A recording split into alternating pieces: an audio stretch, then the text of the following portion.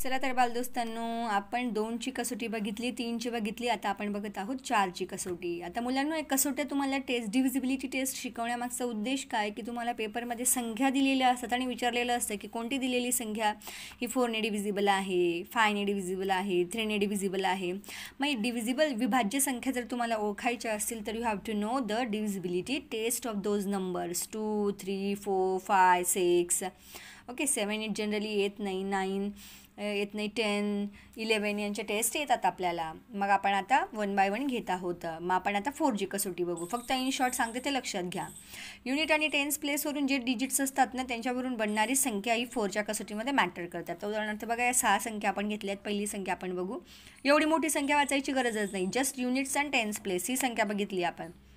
Unit प्लेसवर आहे 3 आणि tense प्लेसवर आहे 6. 63. 63ला 4ने भाग जातो का? पूर्ण भाग म्हणजे काय, की भाग दिल्यावर बाकी 0 0 आली पाहिजे. 4 1 4, 6तून 4 गेले 2, खाली आला 3, 4 5 20, 23मधून 20 गेले 3. इथे बाकी 0 येत नाही, म्हणजे ही संख्या 4ने डिव्हिजिबल नाही. आता 8080, ह्या 80ला ही जी संख्या बनते ना 80, हिला 4ने पूर्ण भाग जाईल, कारण 4 दुनी 8 होतात. येथे लक्षामध्ये या ठिकाणी आपली 20 हा भागाकार येणार आहे आपला युनिट आणि टेन्स प्लेसचा, म्हणून त्यामुळे ही संख्या पूर्णपणे 4ने डिव्हिजिबल आहे.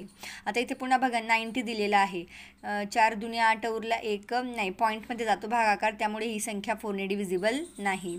हा 36 इथे युनिट आणि टेन्स प्लेसवरचा मिळून 36 4च्या टेबलमध्ये येतो. 4 9 36, 4 9 36. That's why this number is also divisible by 4. आता 5612, 5612, 12 ही संख्या बनते युनिट आणि टेन्स प्लेसवरून. 12 ही संख्या 4च्या पाड्यामध्ये येते, किंवा 12ला आपण 4ने पूर्ण भाग देऊ शकतो. त्यामुळे 12 ही जी 5612 ही संख्या ही 4ने डिव्हिजिबल आहे.